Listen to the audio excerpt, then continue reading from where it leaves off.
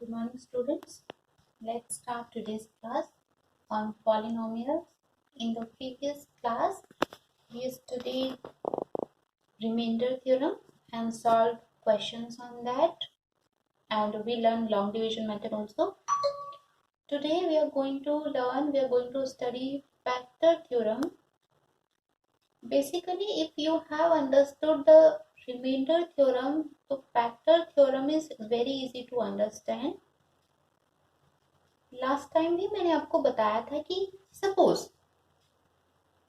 x is equals to 1 के बारे में हम बात कर रहे हैं. कोई भी पॉलिनोमियल दिया है, मान लीजिए इसी को मान लीजिए सपोज करते हैं this is that polynomial given to us and x plus 1 के बारे में बात हो रही है. यही x प्लस 1, इसको रिमाइंडर थ्योरम से अगर हम सॉल्व करते और हमें रिमाइंडर फाइंड करना होता तो x इज इक्वल्स टू, क्योंकि x प्लस 1 है तो x इज इक्वल्स टू -1 हम यहाँ x के प्लेस पे रख देते और जो भी आंसर आता, सपोज आंसर 2 आता, तो ये 2 क्या होता, रिमाइंडर. यानी कि रिमाइंडर थ्योरम से हमें क्या पता चल रहा था कि अगर x प्लस 1 से हमें डिवाइड करना है तो we can keep x is equals to -1, x के प्लेस पे आप रखोगे और जो भी आंसर आएगा वो रिमाइंडर होगा. वहीं पे एक एडिशनल चीज मैंने आपको बताई थी कि अगर यही 2 ना आकर के 0 आ जाए तो इसका मतलब आप क्या कह देंगे कि x प्लस 1 उसका फैक्टर है. यानी कि इस पॉलिनोमियल को इससे डिवाइड करने पर ये रिमाइंडर 2 आता है. आपने रिमाइंडर थ्योरम से फाइंड कर लिया. वहीं पे अगर रिमाइंडर 0 आ गया तो आप क्या कहेंगे, आप यही कहेंगे ना, रिमाइंडर 0 है इसका मतलब जब हमने इससे डिवाइड किया है इसको तो that x plus 1 is a factor. Factor जो होता है उसका मतलब यही होता है ना कि वो गिवन नंबर या गिवन पॉलिनोमियल को कंप्लीटली डिवाइड करता है, रिमाइंडर नहीं बचता.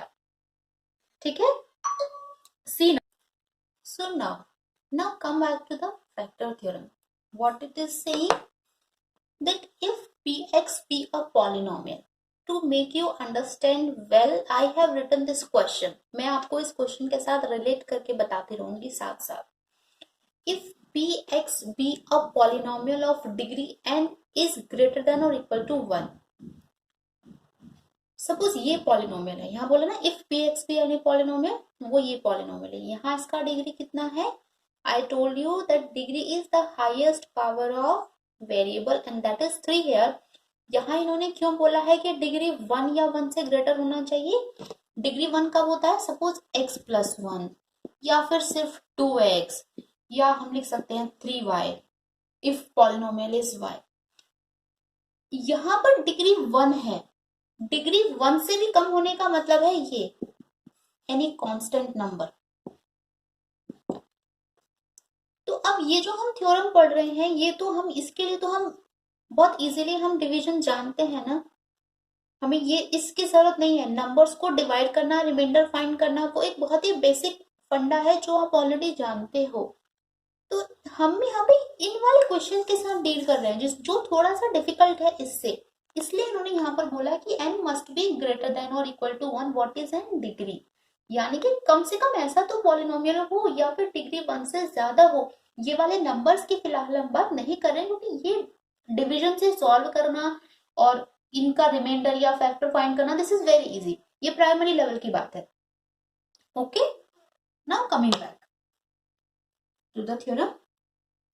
So here px is that polynomial and a is any real number, then x minus a. यहाँ x minus a के प्लेस पर क्या है, x plus 1 is a factor of px. मतलब ये x plus 1 इसका फैक्टर होगा कब, if pa is equals to 0. तो यहाँ पे अगर x plus 1 है तो x is equals to आप क्या लिखोगे, -1. यानी कि यहाँ पर a के प्लेस पर क्या है, -1. यहाँ पे इन्होंने ये किया ना x minus a और हमारे पास x minus a के प्लेस पर क्या है, x plus 1. यानी कि अगर हम इसको इस फॉर्म में लिखना चाहें तो हम इसको ऐसे लिखेंगे ना,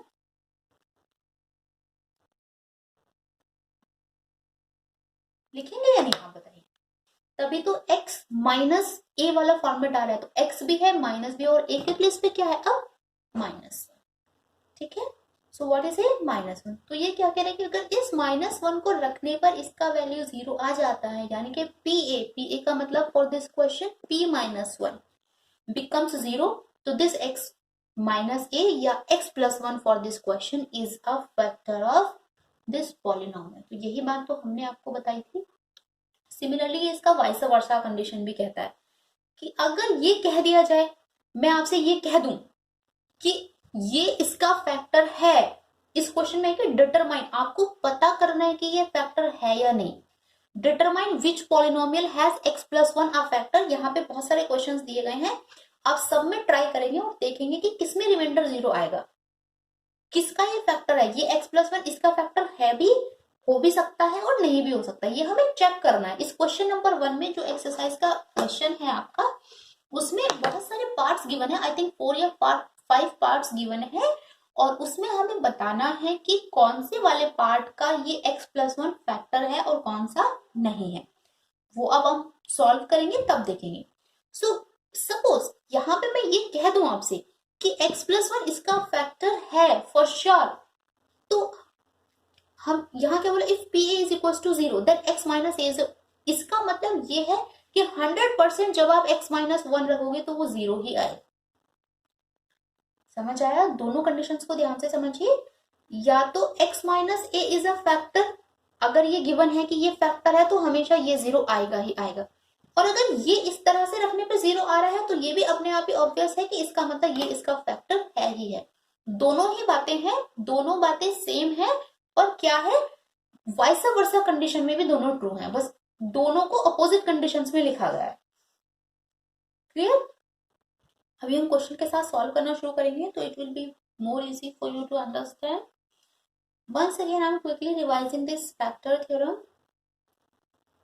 अगर px कोई भी पॉलिनोमियल है जिसका डिग्री ग्रेटर देन 1 है और a कोई भी रियल नंबर है, ठीक है, then x minus a is a factor of this. अगर ये pa ये वैल्यू रखने पर इसका वैल्यू 0 आ जाता है, ठीक है। ये सेम चीज हमने रिमाइंडर थ्योरम से भी देखा है, बस रिमाइंडर थ्योरम में ये था कि आप वहां तक रिमाइंडर फाइंड कर लेते थे, वहां भी मैंने आपको बताया था कि वही रिमाइंडर अगर 0 आ जाता है तो ये क्या बन जाएगा, इसका factor. Let's start solving this question now. Determine which polynomial has x+1 as a factor. मैं एक और पार्ट लिखती हूँ यहाँ पर जिससे आपको समझने में थोड़ा इजी रहे। सी, so this in this question number 1, this one part, this is second part, few more parts are given. I have written here only 2 parts, I will be solving one। मैं सिर्फ आपको समझाने के लिए यहाँ पर लिखा कि हमें ये चेक करना है, जैसे हमें ये देखना है, हम इसको भी इससे फैक्टर थ्योरम से सॉल्व करके देखेंगे, इसको भी सॉल्व करके देखेंगे, और जो पार्ट्स है उसको भी सॉल्व करके देखेंगे कि x+1 किसका फैक्टर है और किसका नहीं। Now see, let this is px is equals to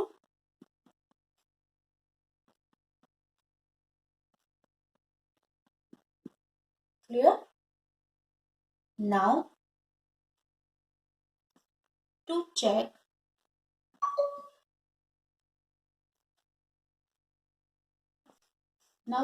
whether x+1 is a factor or not,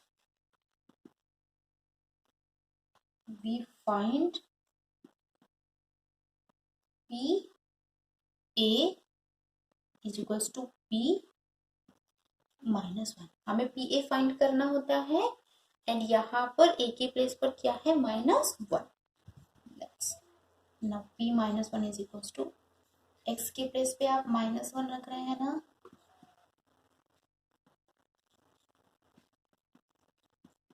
okay.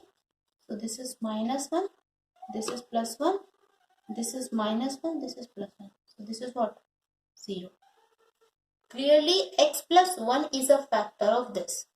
The same process आप यहाँ पर भी करेंगे। -1 raised to the power 4 plus -1 raised to the power 3 plus minus one raise to the power square, ठीक है।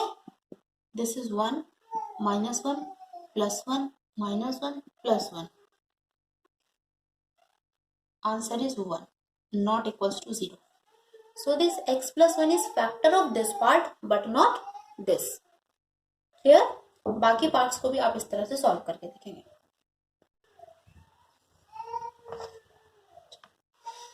Now this question again, find the value of k if x minus 1 is a factor of px where px are given. मैंने एक first part यहाँ पर लिखा है, बाकी parts आप लोग करेंगे. अब देखिए इस क्वेश्चन में इन्होंने क्या किया है, they have already told us that x minus 1 is definitely a factor of this. अब अगर ये इसका फैक्टर है तो क्या मतलब है इसका, आप लिखेंगे since x minus 1 is a factor of x square plus x plus k, then what?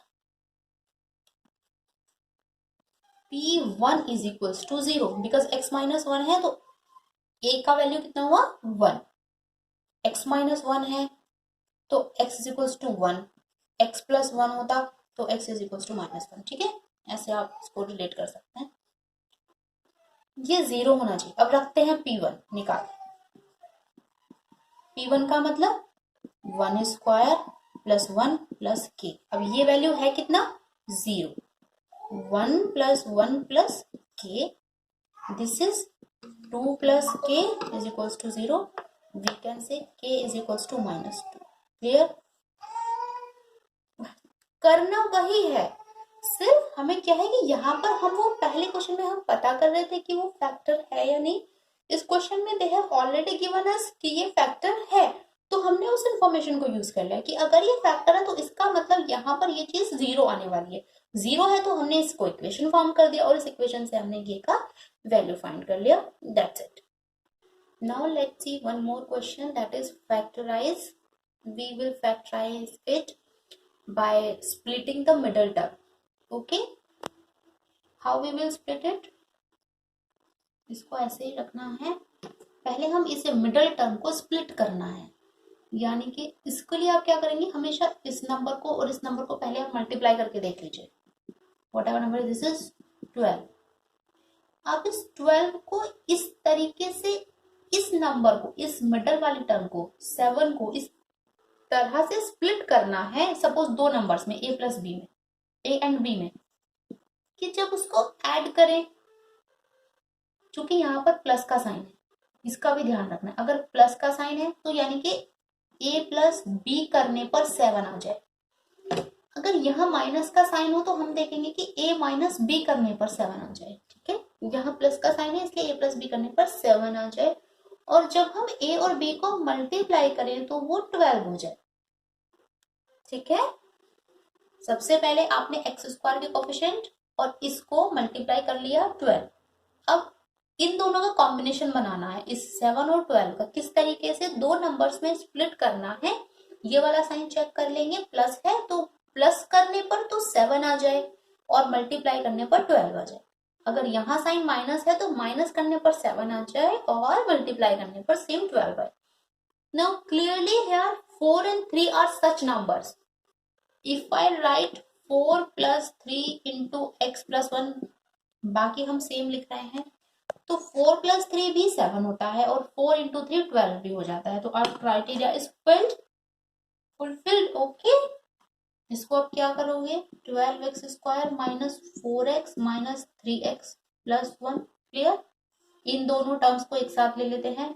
4x is common here, यहाँ बचेगा 3x एंड यहाँ माइनस 1.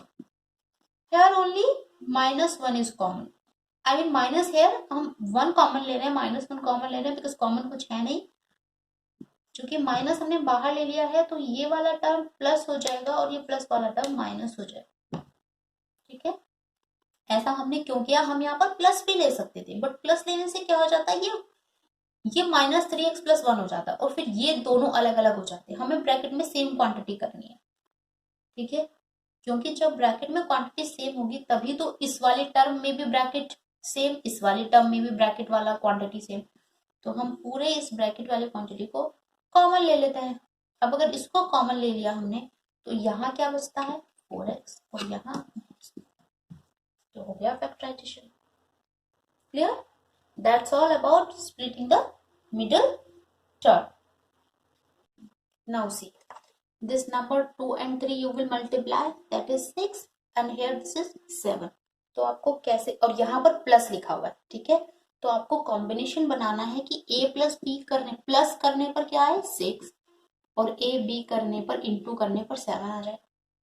तो क्या 6 प्लस 1 ऐसे कॉम्बिनेशन नहीं है? 2x square plus 6 plus 1 into x.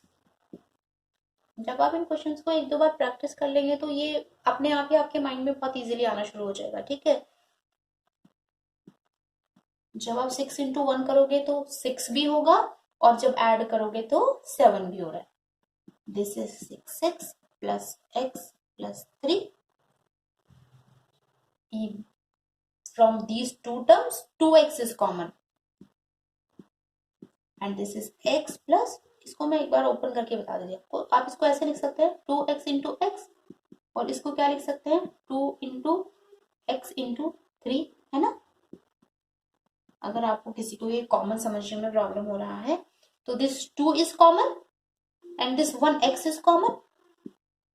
What is left? x plus 3। अब यहाँ पर फिर x है और 3 है, कुछ कॉमन नहीं है तो हम प्लस 1 कॉमन ले लेते हैं।